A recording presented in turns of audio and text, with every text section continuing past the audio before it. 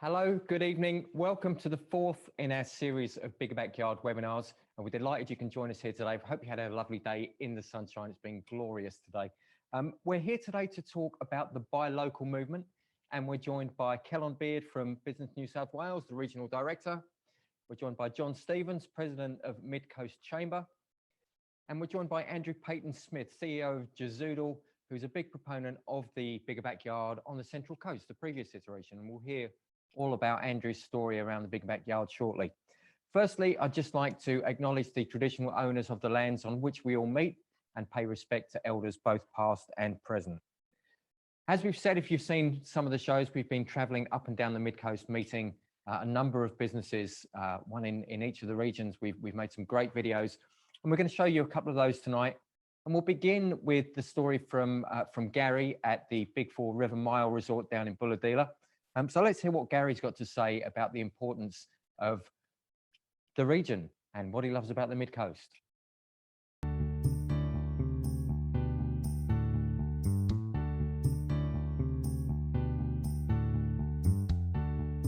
Hi, I'm Gary Eckert. My wife and I run and own Big Four River Mile here in Bulahdelah. Kim and I, my wife and I, bought the property here in around 2013. We went through a fairly lengthy approval process and got our approval through just over 4 years ago. We spent about 19 months in construction and we opened just over 18 months ago on the 20th of December 2019.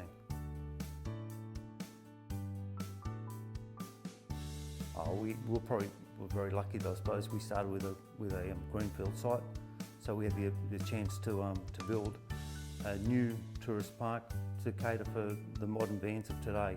We've been able to design our amenities block to cater for especially young families. We've got all ensuite style bathrooms throughout, as well as the games room and other facilities that cater for the younger families.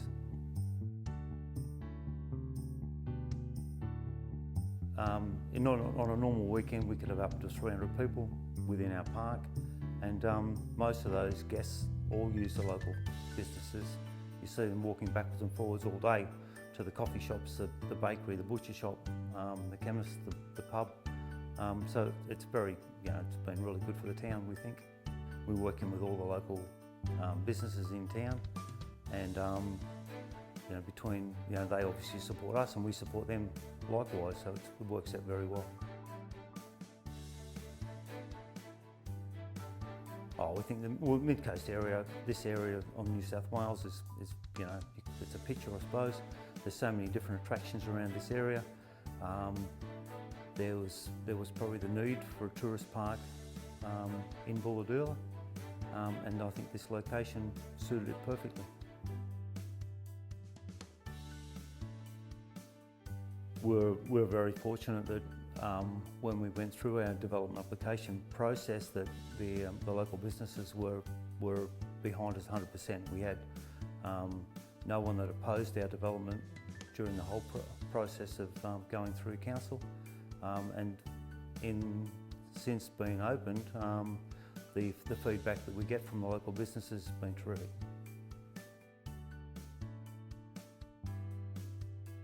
I think the future for tourism and in the Mid-Coast area is looking very well. We're doing some expansion now at the moment, putting in 8 glamping tents, which we feel will complement our park really well. And we still have expansion. We've got approval for another 100 sites in stage 2 to look at down the track.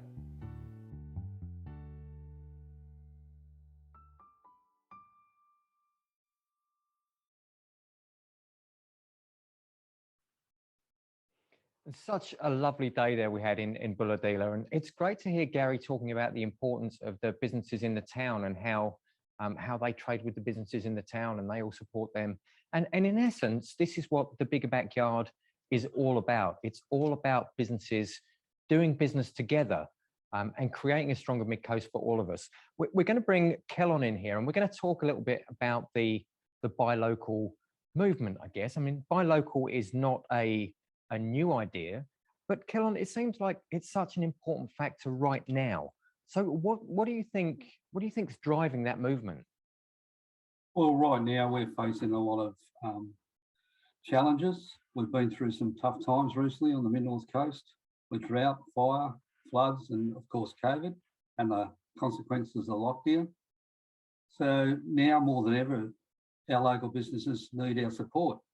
So when we make a purchasing decision, we need to look local first, see if we can get it from someone within the LGA.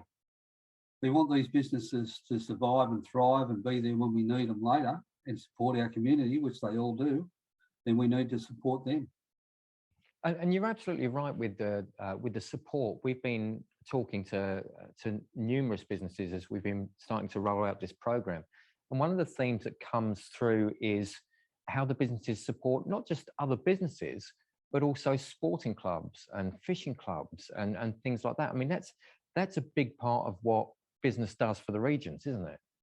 It certainly is. We've just been doing some judging for the regional awards, and it's very inspiring to read what the local businesses put back into their local community.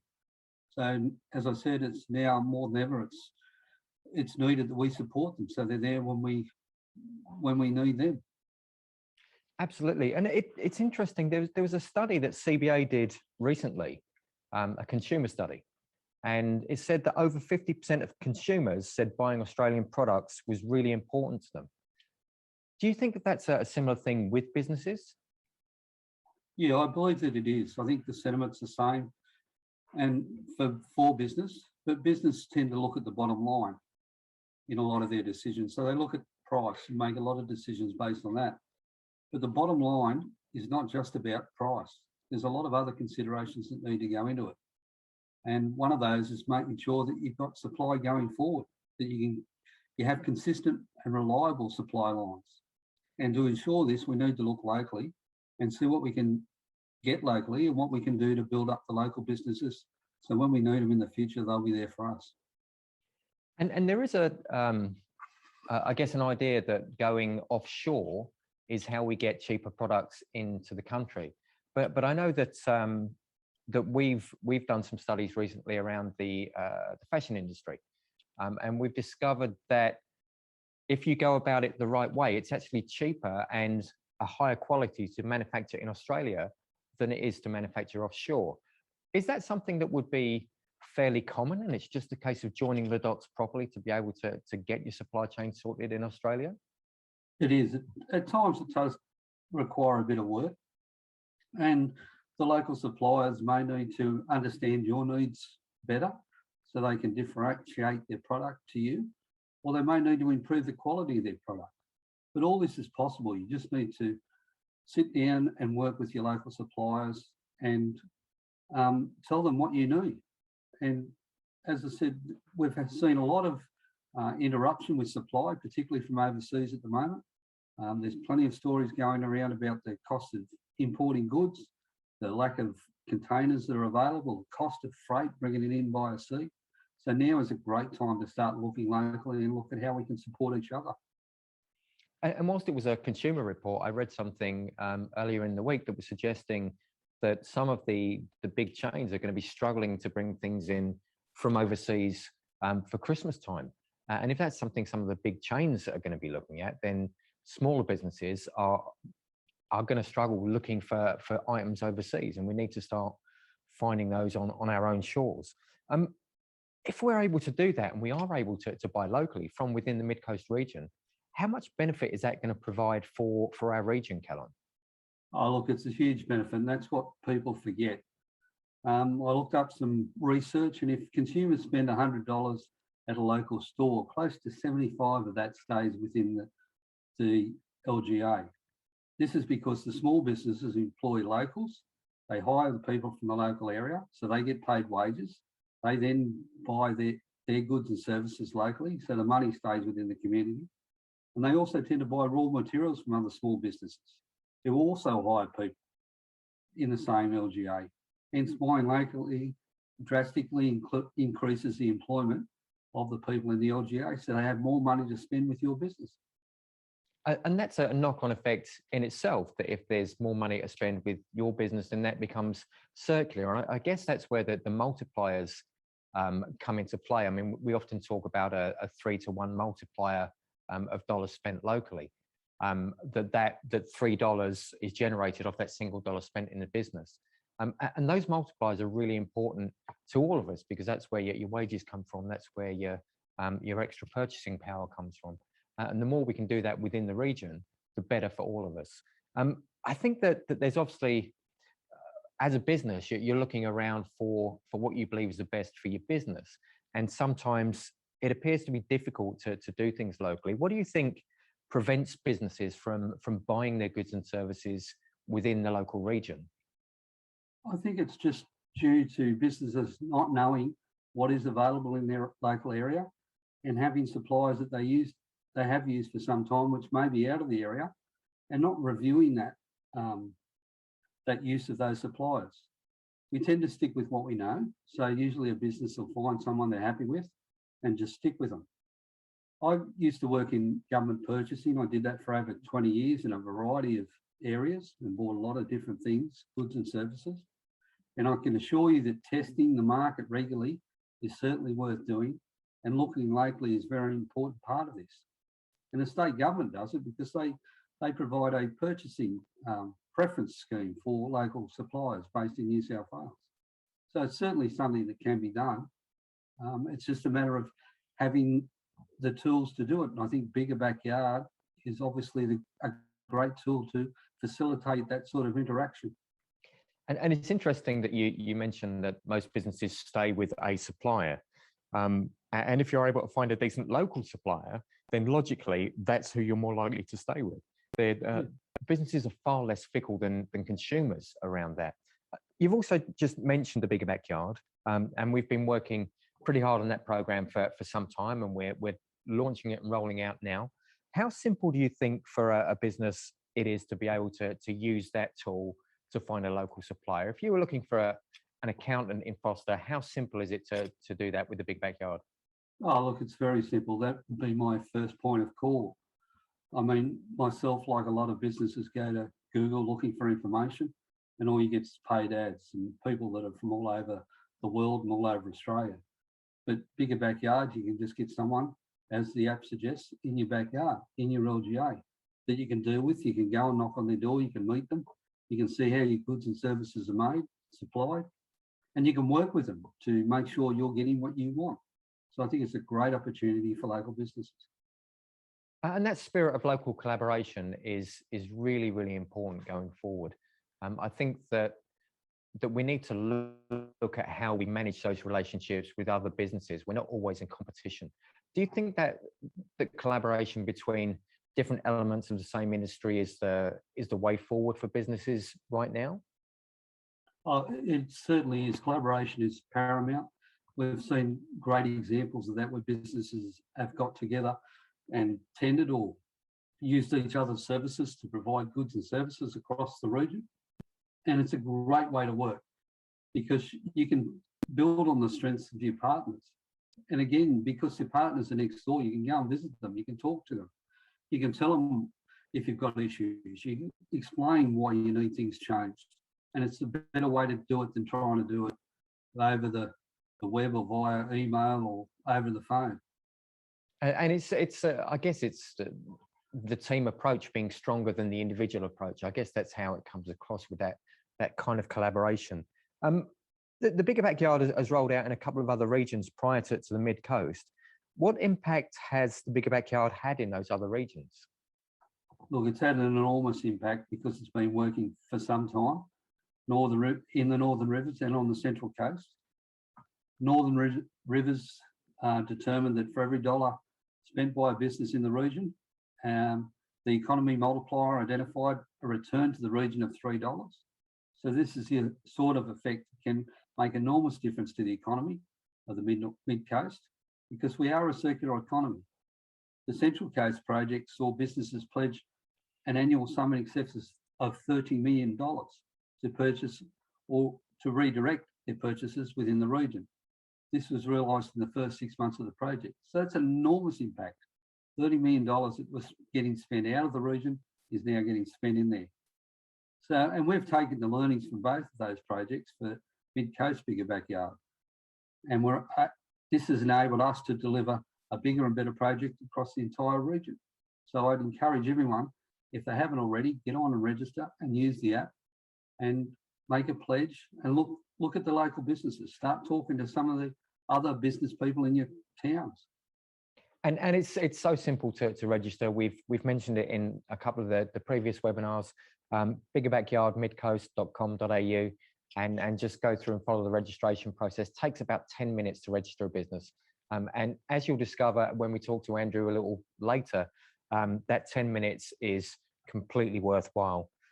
We're very fortunate that the MidCoast Chamber were excited about bringing this project into the region, and they were able to secure funding for the project. And we're going to talk to John Stevens now, President of MidCoast Chamber. John, good evening. How are you? I'm well, mate. It's really been a fantastic day on MidCoast if you've been out and about. So it's as good a day as any to be here at home. Yeah, look, it has been a fantastic day, and it would be nice to be out and about, but that's coming soon. Just tell us a little bit about MidCoast Chamber. How did MidCoast Chamber come about? Yeah, look, it's a good story, not a real long or complicated one. The gist of it is that when the amalgamation of the 3 council areas came about, there was a sense that all of the local business chambers needed to find a way to be able to work more collaboratively together, knowing full well the economic power that comes with an area of such size and geographic spread and number of people living in the region. So that means that there's a united chamber voice for the collective chambers all the way from Mile Coast and Bulahdelah out to Gloucester and as far north as Harrington and as far east as Foster Tuncurry, and of course Taree's right there in the middle. So the 8 separate chambers of the MidCoast region are all part of the MidCoast Business Chamber. And we've been working hard at getting an organisation of this size up off the ground. And in the last few years, have been keenly working with organisations like MidCoast Council to try and get a better deal for local businesses. And what do you see as the role for a region-wide chamber? How do you see that fitting into the landscape?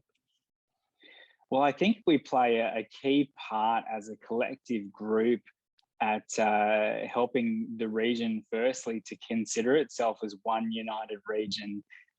It's quite easy for us to look not that far back to a time when there was some, I guess, parochial sentiment and a sense of rivalry between Taree and Foster or Gloucester, and it seemed that the villages in some way were kind of at odds with each other over finite resources, when in reality the MidCoast Business Chamber and the opportunity to function as a single economic region and government area means that we actually have more clout, more buying power, more people to do business with. And I can tell you that the value proposition on offer as a business owner in Gloucester, when Foster is part of your backyard, can only enhance your business standing. That Indigenous saying of the place where the leaves touch the waters from the mountains to the sea is never truer of a place than it is a MidCoast. And so I think what is Taree's gain is Foster's gain, and so on and so forth. And that's what the MidCoast Business Chamber is all about. It's about harnessing that and communicating that and leveraging that. And it's kind of the Bigger Backyard is quite synchronous with that. What attracted you as the chamber to the Bigger Backyard project?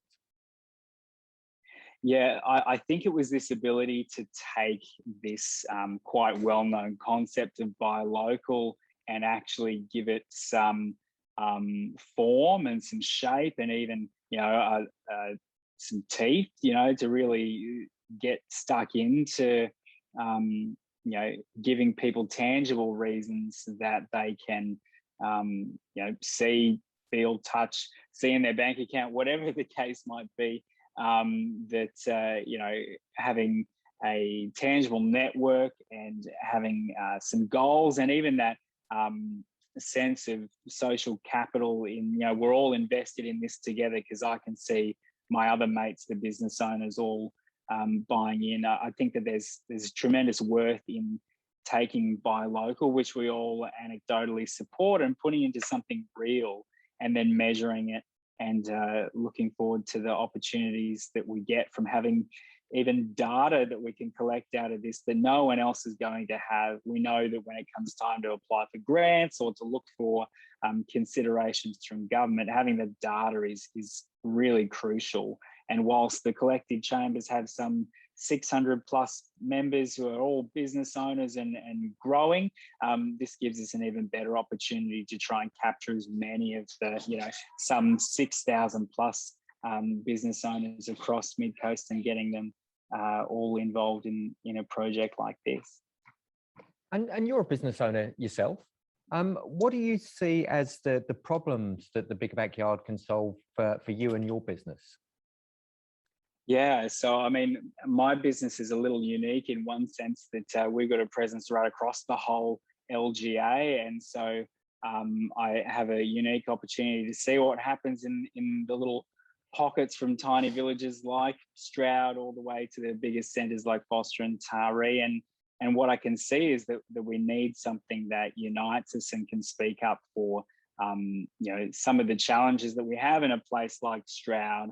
And the people there might often feel overlooked or not necessarily engaged within the broader community. And so the Chamber can really help us be a strong voice for that. Just like Business New South Wales is a strong voice for business in our state and has tremendous success in advocating for a fair go for business across the state, so too the MidCoast Business Chamber can help us to powerfully advocate for the things that we, as not even just business owners, but people living in community, the things that we need, the things that we need to see changed. And so if you are a business owner watching that's been kind of on the fringes of your local chamber, and you haven't kind of decided to go all in, or at least put your feet firmly in the water with us, then now's as good a time as any to do that and sign on up and be a part of what we are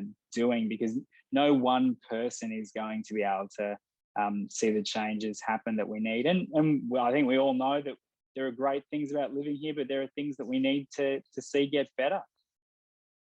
And it's great that there's a region-wide chamber to be able to advocate for those changes. I mean, we should make it absolutely clear that the Bigger Backyard, whilst it's been put together by the MidCoast Chamber, is open to every business on the MidCoast, and we'd love to see you involved in it, whether or not you're part of the chamber. But John, do you see that there's more of this kind of thing to come from the chamber? Is this that the role of chambers is changing massively? So do you see your role now in rolling out region-wide projects or advocating with council? Is it what's moving forward? What's to come from the MidCoast Chamber? Yeah, you're absolutely right. Advocating for new projects and strategic thinking, be it from council, be it from recognition with the state government and with our other partners, other entities, from businesses and enterprise outside the area, looking at the strategic advantages of locations on the MidCoast. We see that the MidCoast Business Chamber plays a formative role in helping with some of those issues. We also see that from the larger enterprises who are in our towns and centres and villages that need on the ground knowledge. They are operated on a large scale and operated by people outside of the local area, but are really valued here because they employ lots of local people.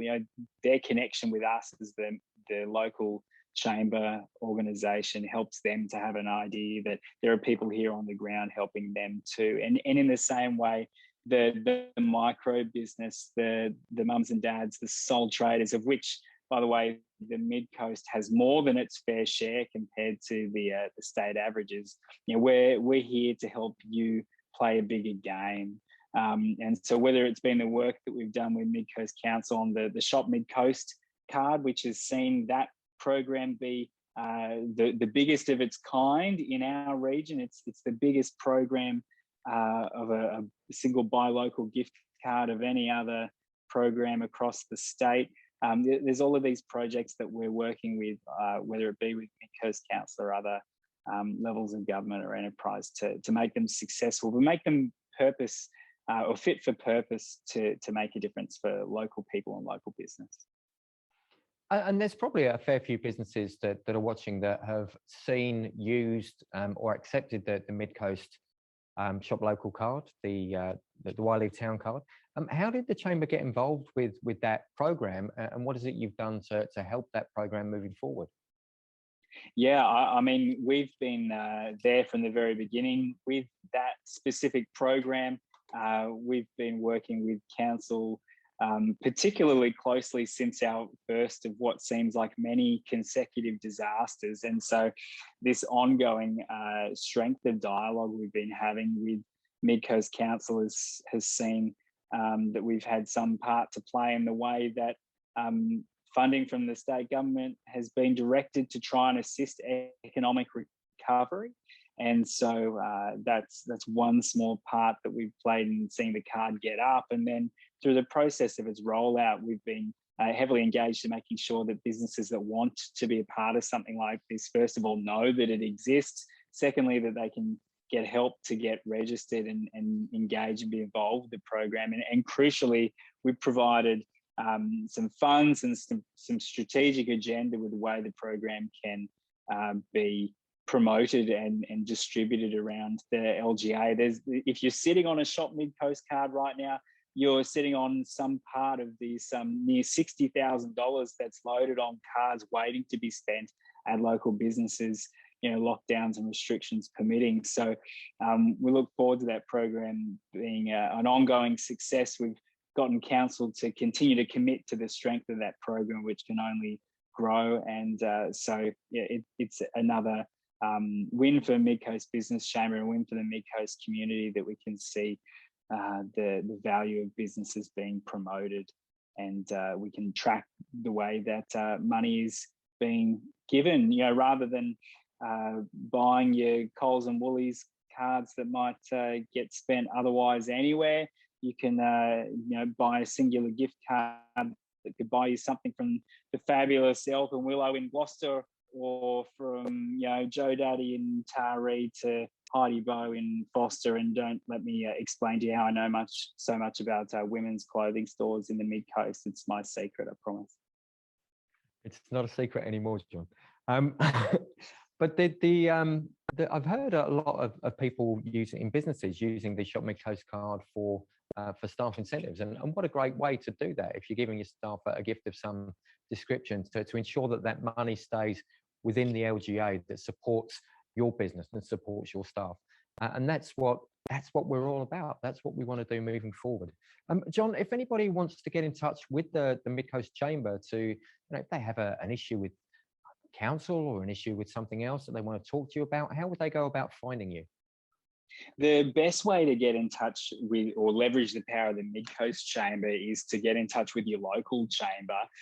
If you want to know who your local chamber is, then you can head to the MidCoast Business Chamber website, which is midcoastbusinesschamber.com.au. But I believe that if they head to the Bigger Backyard website, which would be even more pertinent at this time, they can get the links to the relative affiliate business chambers. But certainly if you've got an issue then that you would think is a MidCoast Business Chamber issue as much as a local issue, then be sure to raise it with your local business chamber, and in turn we'll leverage our collaborative powers. So whether it's an issue around problems that you're having in business based on restrictions, or whether it's related to disaster relief or conditions that have been placed on you by council or some other body, we want to be able to hear your concerns and know what's going on in businesses that we can help with, and then help you find the right channels to connect with, so that every business on the Mid-Coast has the resources to be able to help themselves to do good business, because we're all better off together. Absolutely, and doing business together is only going to make us stronger. Thank you so much, John. We'll probably come back to you if we get some questions. If anybody does have questions for John, for Kellon, or for Andrew, who we're about to talk to, then do feel free to pop them in the chat. They'll get handed to me, and we'll put them to the panel. And they're so clever; they'll have all the answers. So if you want to know the square root of 7.3, John's your man. So let's move to Andrew. Andrew Payton-Smith, CEO of Jazoodle. Andrew, tell me a little bit about yourself and what on earth is a Jazoodle? Yeah, no worries. Thanks, Paul. Jazoodle, in a nutshell, makes business numbers fun. So Jazoodle is a platform that we've developed that integrates with your accounting package such as Xero or QuickBooks or MYOB, and in under 60 seconds creates a dashboard of how your business is doing and how healthy your business is. And in the next couple of weeks, we'll also be including a business valuation within our platform. And it's at times like this, with the COVID lockdowns and so forth, that business owners need to really be in front of their business numbers. And Jazoodle does this really quickly, really simply, and in a fun way. And what's more, we allow you to essentially sign up for Jazoodle for individual small businesses for free, and also to share that with your accountant and your business advisor. So that's Jazoodle in a nutshell. So essentially it's software as a service, and you're delivering this software to businesses up and down New South Wales, outside New South Wales. I mean, how far does Jazoodle extend? Yeah, so we've got clients in New South Wales, we've got clients in Western Australia, we've got our first clients now in the UK, and we implemented our first US-based business advisors last week. So from the Central Coast, a software as a service company going worldwide, which is absolutely fabulous. And you were around at the start of the Bigger Backyard on the Central Coast. Yeah. So tell me, what problem did joining the Bigger Backyard solve for your business? I think right at the very basic level, even though we've got sort of obviously global ambitions, one of the things that we really wanted and we're passionate about is for Jazoodle to be seen as a Central Coast business, and to be really embroiled in the fabric of businesses within the Central Coast. Now, if you think about with our LGA, one of the largest LGAs, obviously in Australia, you think about there's 24,000 businesses, I think it is, in the Central Coast LGA. You've got no hope in hell of absolutely knowing all of those businesses within your area. And so really what Bigger Backyard does is it opens up opportunities for conversations. It solves some of our supply problems. It will solve also where there's a potential for collaboration, such as with accountants and business advisors. The directory and the Bigger Backyard really just helps open up those conversations for us, as well as brings us leads as well within our business. And so you can't meet all the local businesses all at once or through networking events, but it's just a really good place and a really structured way of looking at what skills and what talents and what capabilities are available in your local area.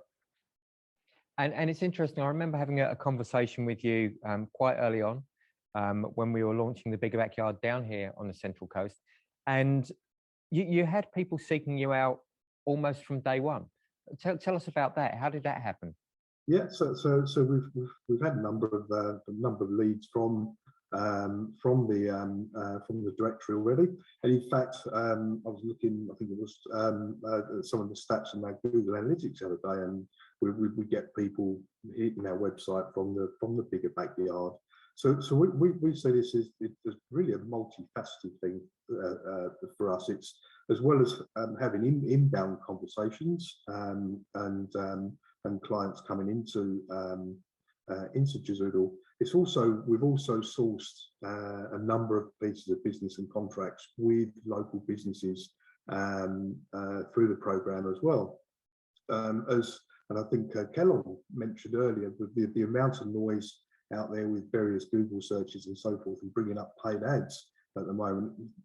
One of the real great things we find about Bigger Backyard is that you can really clearly identify what are the areas that you're needing to have conversations with, either as a client or a supplier or a collaborator, and really hone down and see what level of the skills and businesses that are on the coast locally as well. I mean, for instance, we've awarded web development contracts through the program now.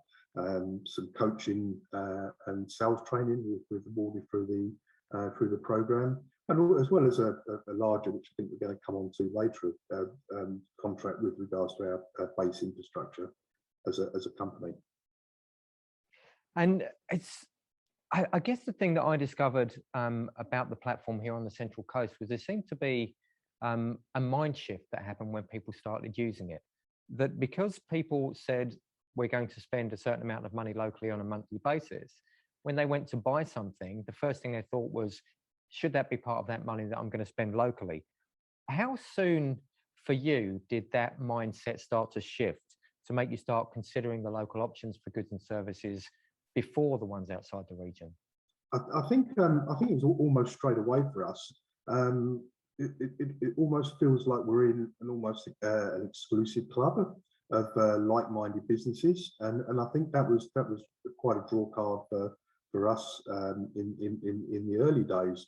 And I think, and this was touched upon earlier, if we're looking to purchase goods and services from other businesses, well, using Bigger Backyard, it almost feels like it's a warm introduction straight away.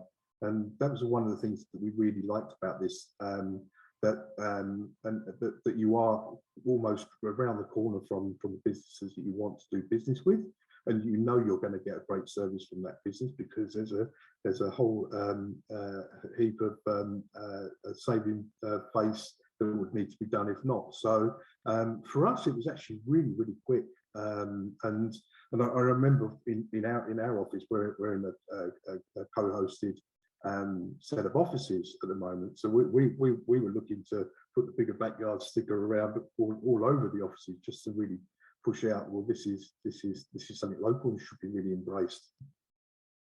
And you touched earlier about your infrastructure, and for me, this is one of the most powerful things that I've seen in the Bigger Backyard. When we launched it on the Central Coast, you were hosted with Amazon.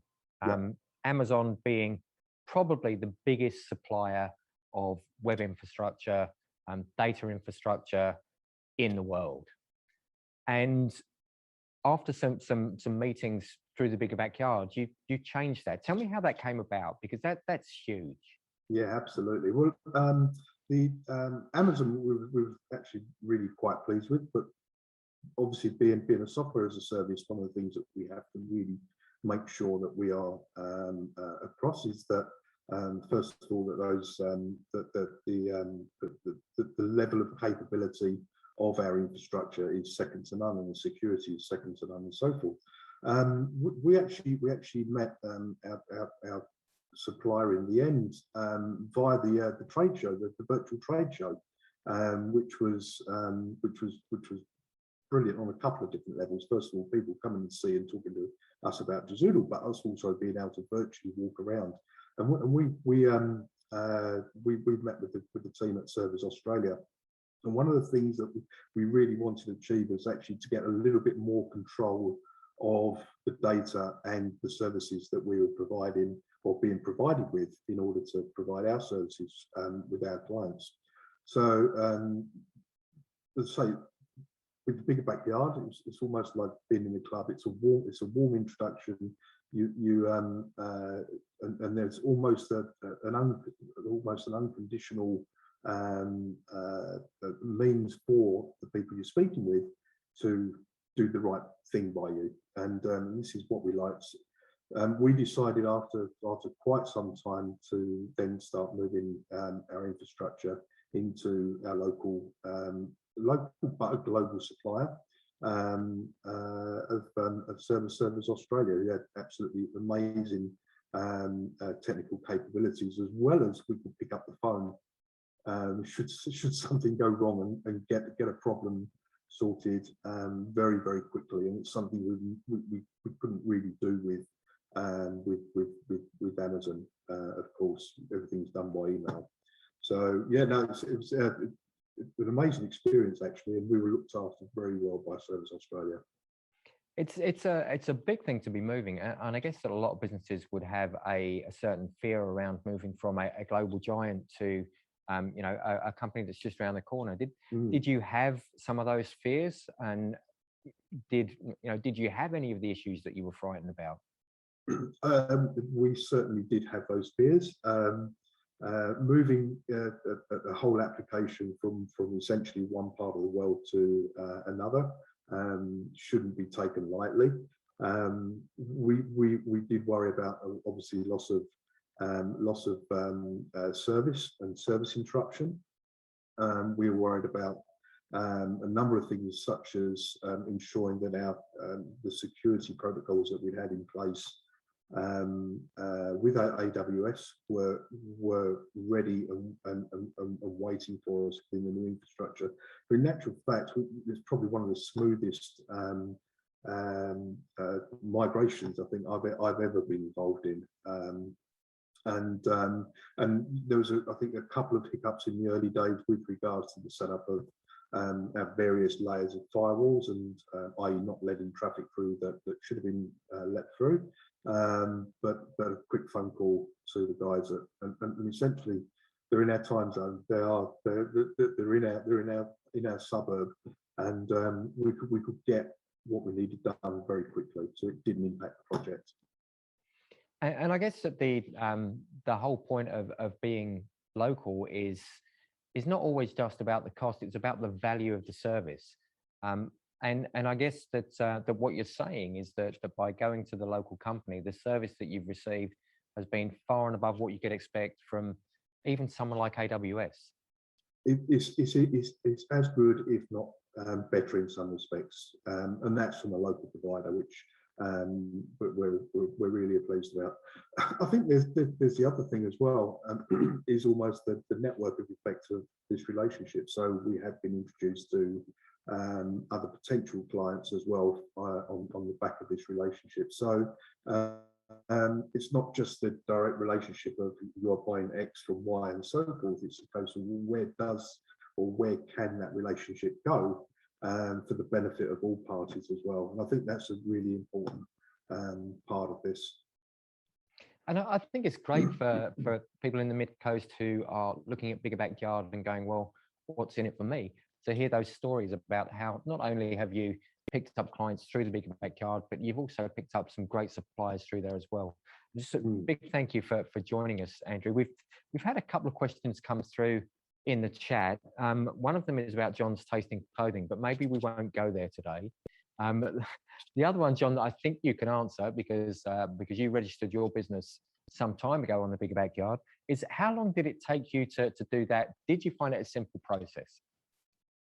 Yeah, that's a really good question. I was quick to jump on to the offer to be one of the first to register, and it really didn't take me all that long at all.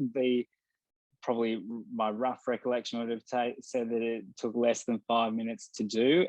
And a hot tip that I picked up from yourself, I think, was that if you have your Facebook page or social media page handy, and you can copy the images off of that to flick across to your Bigger Backyard listing, it'll save you even more time, because it's probably about the thing you spend the longest on. I remember trying to find a photo that was the appropriate size. Maybe took me a couple of minutes to dig through and find. But look, honestly, it's as simple as getting on and getting it done, and then you begin to reap the rewards, because ultimately we're all better off by you joining in with us. Absolutely, and it's the same model, I guess, as the MidCoast Chamber, is that collectively we're far, far stronger. One of the other questions that came through, which I'll take, is how long does it take to publish? It's really important to us that the businesses that are in the Bigger Backyard are up to the right standard, the logos are right, and that if you haven't been able to find the right image, that we can help you with that. So we take time for every single listing to go through and check and make sure everything looks great before we publish them. So if you have done your listing today, then you're likely to see it appear tomorrow. We usually have about a 24-hour turnaround on that to make sure that everybody's listing is as good as it possibly can be. Kellon, just come to you really quickly, and that's just really to throw my tech guy out because he wasn't prepared for that. How important is it to do that? How important is it for us to have, you know, really good information, so when you go searching, you know that what you find is quality? Oh, look, it's absolutely essential. The last thing you want for a business to do when they're looking for someone to offer a new product or service to them is to have the wrong information there. They want to be able to pick up the phone or drive around and knock on the door and be able to ask for someone that they can get to know and someone that they're going to be doing business with in the future. So it's essential you have accurate information there. Absolutely, and that's the reason why we check it, and that's the reason why, if you have done your listing, that it may be slightly delayed. We are going to come back for a couple more questions shortly, but before we do that, we've talked a lot about the businesses that we've been going up and down the MidCoast to meet and to film and to chat to the business owners. We're going to have a look at another one of those case studies now, and it's in John's neck of the woods. It's up in Taree. It's Steba International. Let's hear from Alan and talk about how Steba came to the region and everything that they love about being in the MidCoast region.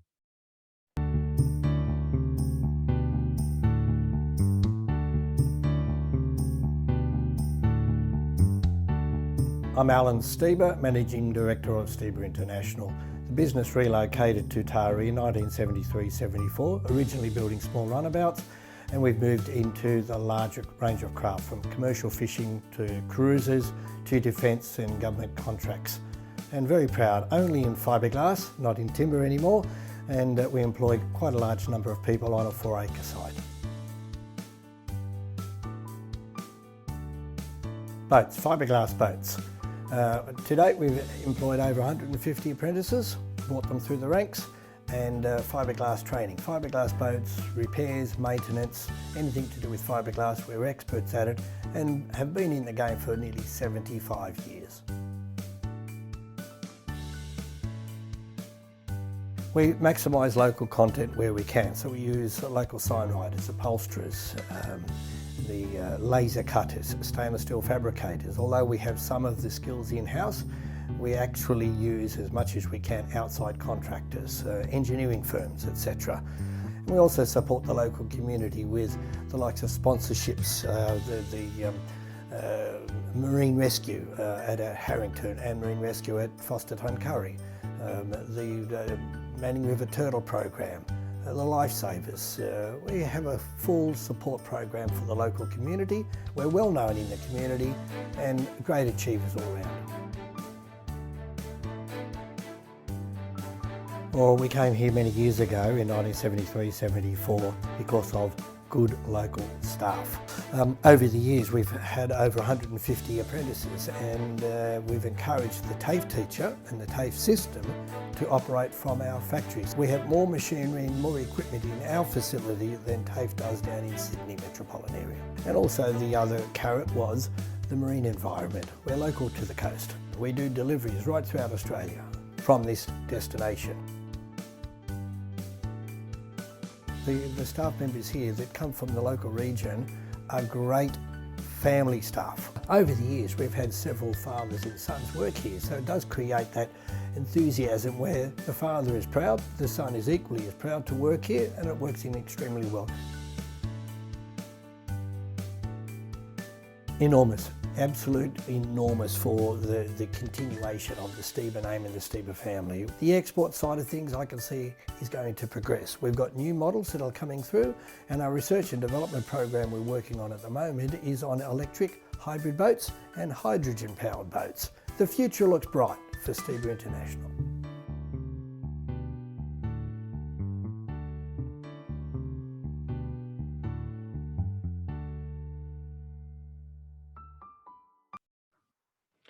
another amazing business right on our doorstep, and had a great time up there with Alan and his crew. And what you won't have seen is that Alan had to reverse that boat about 16 times to get the shot. So if you ever need a trailer reversing, Alan Stieber is absolutely your man. We have had a couple of other questions coming through. John, I'll come to you first. The Bigger Backyard has just launched, and there are some 80 listings in there, with others being brought on as we do the quality checks. Somebody has asked if you've found any businesses through the Bigger Backyard, or let's open that a little bit, through your recent relationships with the business community that maybe you didn't know existed in the area, and how that's panned out for you. Yeah, absolutely. It's a great question. That's the whole point of the program. I can say that to this point, I haven't had any significant relations develop out of the Bigger Backyard project. Part of that, though, I will hopefully kind of get an out on through a number of the businesses that are engaged in the program. We already do have some relationship with, because we're seeing chamber members jump onto the program early on. But I can say, just from being involved in the chamber movement, the amount of services we've shifted from out of area to in area is quite significant. Just recently we've taken up the expanded fantastically capable IT services from a local Tari business, Upbound, and the way they've helped us systemize a lot of processes within our business, and the cost has been far mitigated by the gains in time that we've made from being able to use them. And what's great about it is, I can see the guy that helps us do these fantastic things that you would expect big business to do, not just small business. And I can see him out of the park with his kids, and we can have a chat about shared experience, not just in business. I think we all like to do business with people that we like and that we can relate with. So there's plenty to be gained, as well as it being financially to your favour. And the same goes for us. We've seen our business be taken up by other local businesses, which has been of considerable value to us, opened up other revenue streams for us as we provide work health and safety programs and pre-employment assessments and things like that. So it's definitely an economic activity that goes both ways and delivers plenty of gain for everyone. And it's interesting that you mentioned Upbound, because I know for a fact that Upbound are listed in the Bigger Backyard, because I personally checked their listing yesterday. So I know that they're in there. So whilst you say you haven't necessarily made that connection through the Bigger Backyard, it's absolutely there. You can see the connections happening on a daily basis, which is fantastic. This is what we're aiming for: connections between businesses and doing business together. That's what it's all about.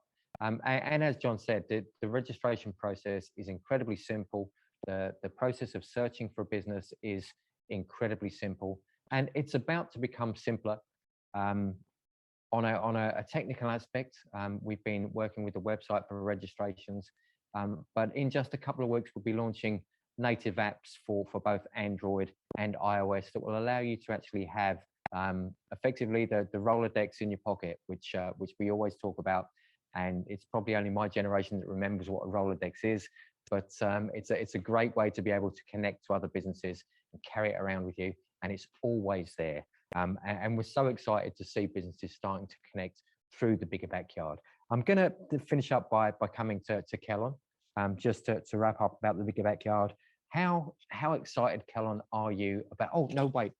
You had an answer to a previous question, didn't you? I did, Paul. You asked what the square root of 7.3 was. It is 2.702. Thank you. That's absolutely invaluable. That's the best information we've given in all of these webinars. But yeah, how excited are you about the Bigger Backyard project moving forward and what it means for the MidCoast region? Oh, look, I'm very excited about it. As I said earlier, we've been through some really tough times recently, and this is something that can help our local business community thrive and grow. And as John said, working together better is just better for everyone. So the more we can do that, this app makes it so much easier than what it would be otherwise. And I just encourage everyone to get on there and try it out.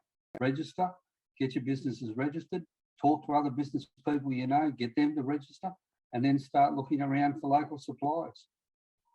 It's fantastic, and that's exactly what it's all about, businesses doing business together. We are coming to the end of our fourth webinar, unless I'm about to be handed another question. No, we are coming to the end of our fourth webinar. Just want to say a big thank you to everyone that has joined us here today.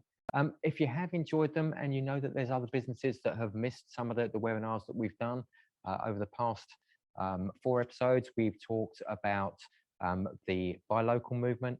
We've talked about taking businesses online successfully. We've talked about marketing in a crisis and about all the support that's available for businesses right now in the crisis that we're coming through. If you would like to catch any of those or share any of those with anyone, they are available on YouTube. And we will have all those links sent out via an email for you tomorrow. So feel free to jump on and have a look at those at any point. And I have someone standing here waving something at me.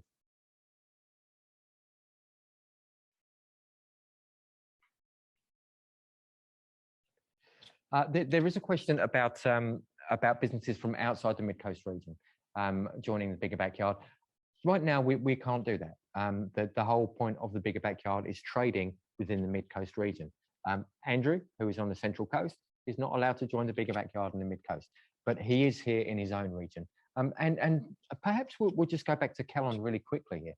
The Bigger Backyard is something that is growing as a movement, and it's something that Business Australia and Business New South Wales are really behind. Do we think, Calon, that this is going to be rolling out into other regions? Oh, look, I'm sure it will. We're working with the government, looking at tenders all the time, and we need some evidence. So evidence like this, you know, we've had it rolled it out in Northern Rivers, we've rolled it out in Central Coast, we're rolling it out in Mid-Coast. So once we get the momentum there, we get the runs on the board, we can go back to the government and say, look, these are the impacts we've had on local economies. The whole state's done it tough. Give us a bit more money and we can roll it out across New South Wales and really grow the New South Wales economy. So certainly watch this space. It's something we're working on. And so there it is for businesses who are outside the MidCoast LGA. Then Business New South Wales is certainly looking for opportunities to roll the Bigger Backyard out through other areas. And if you're in touch with your local chamber, you can have your local chamber lobby on your behalf to get a Bigger Backyard in your own area. The more the better, I think. It's been great doing these webinars, and there has been some talk amongst the chambers whether we want to continue to do these series. So if you found these valuable, then feel free to either reach out to your local chamber and tell them that you've enjoyed them, or reach out to us at info@biggerbackyardmidcoast.com.au and tell us what you've enjoyed, tell us what you'd like to hear about in the future, and we'll see if we can keep these going. For now, though, thank you very much for joining us. For everyone who's joined us for the last 4, well done. You've worked as hard as I have. It's been thoroughly enjoyable, and we hope to see you again in the not too distant future. Take care. Good night.